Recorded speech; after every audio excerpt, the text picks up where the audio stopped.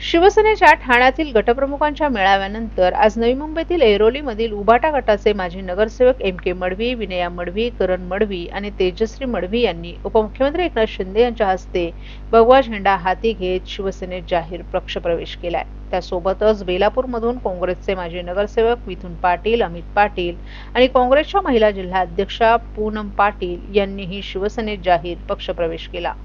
यावेळी मडवी यांच्यासह उभाटा गटाच्या ऐरोली शहर संघटिका सोनाली मोरे, विभाग प्रमुख सुरेश भास्कर यांच्यासह इतर कार्यकर्त्यांनीही शिवसेनेत पक्षप्रवेश केला।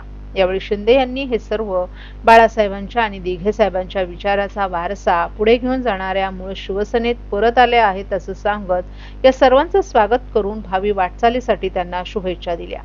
यावेळी परिवहन मंत्री प्रताप सरनाईक, माजी आमदार रवींद्र फाटक, ज्येष्ठ माजी नगरसेवक देवराम भोईर, माजी स्थायी समितीचे सभापती संजय भोईर, ज्येष्ठ माजी नगरसेवक हनुमंत जगदाळे, ठाणे जिल्हा महिला संघटिका मीनाक्षी शिंदे, नवी मुंबई महानगरपालिकेचे माजी विरोधी पक्षनेते विजय चौघुले आणि शिवसेनेचे नवी मुंबईतील सर्व प्रमुख पदाधिकारीही उपस्थित होते।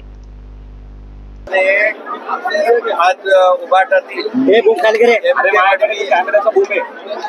माजी नगरसेवक विनया मडवी, त्याचबरोबर करण मडवी आणि तेजश्री मडवी या चौघांनी शिवसेनेमध्ये प्रवेश घेतलेला आहे। उभाटामधून मी त्यांचं मनापासून स्वागत करतो आणि त्यांना शुभेच्छा देतो। त्यामुळे ऐरोलीमध्ये पूर्णपणे शिवसेनेचा पूर्ण जो ऐरोली भागामध्ये शिवसेना अधिक मजबूत होईल आणि शिवसेनेची ताकद तिथे ऐरोलीमध्ये अगोदरपासूनच मजबूत आहे आणि एम के मडवी आणि त्यांच्या कुटुंबियांनी प्रवेश केल्यामुळे आणखी शिवसेना तिथे मजबूत होईल। एम के मडवी एक कार्यकर्ता म्हणून काम केले अनेक वर्ष करतो।